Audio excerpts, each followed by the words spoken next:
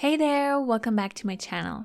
In today's Paint With Me video, I wanted to show you the process of how I paint the moon with watercolors. Let's start by creating a circle. Because I don't want to damage the paper, I'm using a bowl to trace the outline. You can choose any size you want. The larger the circle, the more space you have to play around with. Then I went ahead and simply covered the circle with a layer of water to prepare the paper for the wet and wet technique. As you can see, now the paper is glossy and this will allow the paint to spread out more. Now to paint the moon, I'm going to use only one color, and that's Payne's Gray by Schmincke with a bluish undertone. But you can use black or other grays or even completely different colors of your choice. It's your painting after all, and you can do whatever you want. I already diluted the paint with lots of water, so I have a very light value. So now I can go ahead and distribute the paint inside this circle, but without being super neat. This is just the base and we will add more dimension to it. Now to add dimension, I'm going to use the more saturated version of the same pigment, meaning I use more pigment than water at this time, so the value is darker, and then I place the paint to the areas where the moon is usually darker. I simply dab the paint onto the paper and let it slightly melt into the layer below. I used a reference picture for that. I simply typed in the moon into Google and that's it. There were different versions, so you can pick whatever image you like the best. Now the key to wet and wet techniques is knowing how to control water on your brush and on your paper, plus how much or how little pigment to use.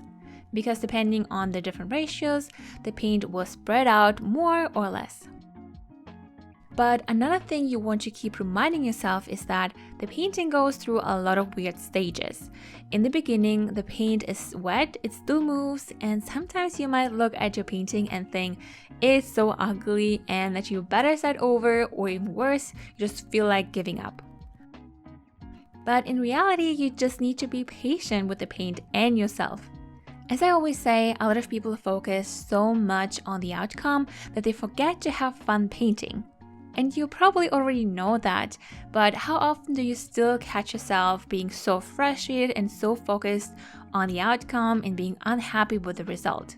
And this happens a lot, even if you know that you shouldn't be so focused on perfection.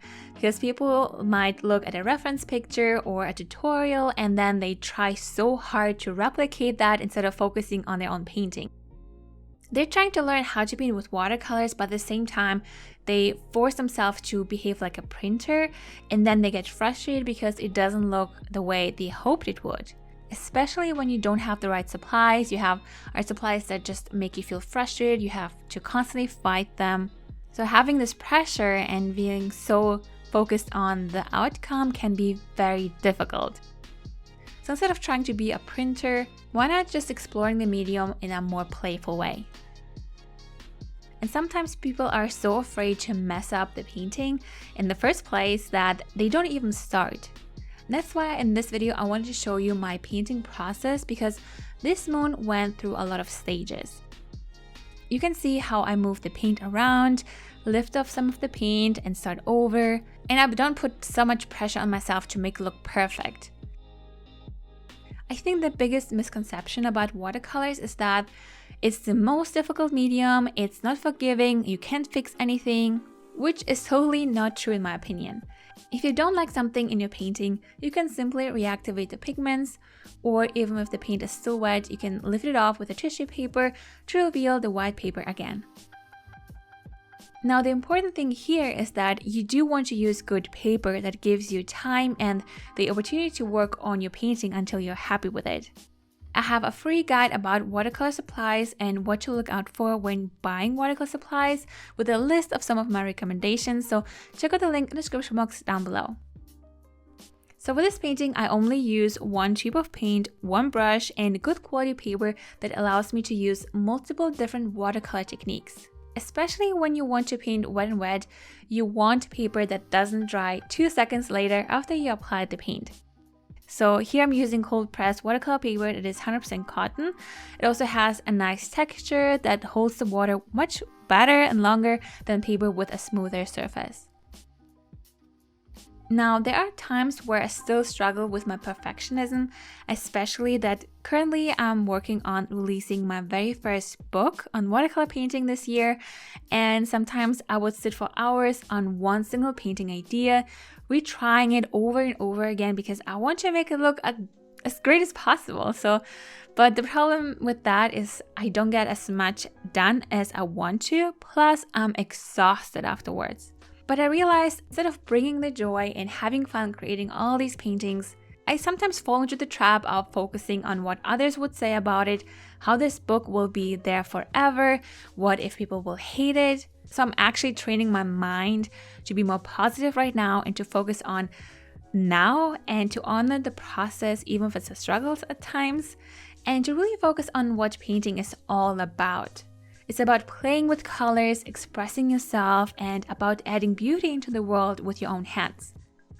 It's not about beating yourself up or creating perfect paintings. You don't even know exactly if something's perfect. For someone else, your painting looks perfect, but for you, you feel like it's the worst thing you ever created. So at the same time, you can't please everyone, especially yourself at times, so you might as well focus on enjoying the painting process that you get to paint and to enjoy this medium while constantly reminding yourself why you paint in the first place.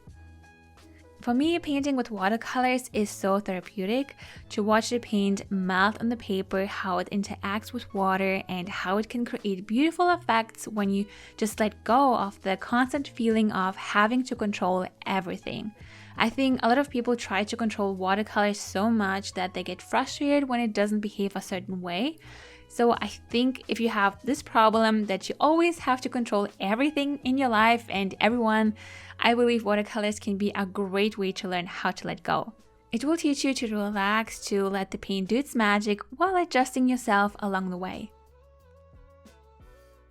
Sometimes you will see that the paint spreads out too much or that you rather have darker or lighter areas here or there, but that's okay.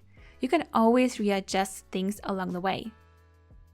Oftentimes, what happens is when I try so hard to paint something and to make it look a certain way, most of the time it seems a lot worse than when I simply sit down to play with paint. Usually my quick paintings where I just try things out look sometimes even better because I'm just so loose, I don't have any expectations, I just plan out my painting, and then when I try to be so focused on the outcome, it just doesn't look good. So I always have to remind myself to don't be so hard, don't focus on this perfection and to make it look perfect. So I would highly encourage you to, the next time when you sit down to paint something, allow yourself to just play with this medium. Don't have expectations, don't have this image or this pressure. Just sit down and focus on the joy of painting. You can keep it very simple where you only use one color and then play with it in one circle and allow your painting to look the way it looks. And again, if you think about, wow, that looks weird, it looks ugly, remember that every painting goes through very ugly stages. That's normal. And don't force anything, just relax and enjoy the painting process. I spent about 1 hour playing around with this moon and it was so much fun. One of the things I'm trying to learn right now is to be simply satisfied with what I create. And I think everything is just a matter of your mindset and how you train your brain to think about certain things. So watercolor painting is a great training tool for sure. There's always the thought, well, it could be better, it could look better, and it will probably never go away. But the art is to know, yes, it can always be better, but I'm satisfied with the result I created right now.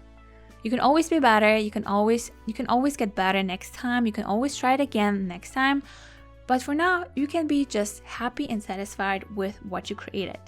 So I really hope this will help you pick up your watercolor supplies and start painting, especially that now more and more people stay at home, so why not focusing on relaxing and distressing as you take care of yourself? Let me know if there are any struggles or mindset blocks you might have. I think painting with watercolors, as I said, can teach you so much about yourself and also that you can use in your everyday life. So let's help each other out. I really hope you enjoyed this painting with me video and found it helpful. Thank you so much for watching. Have a wonderful day, and I will see you in my next video. Bye!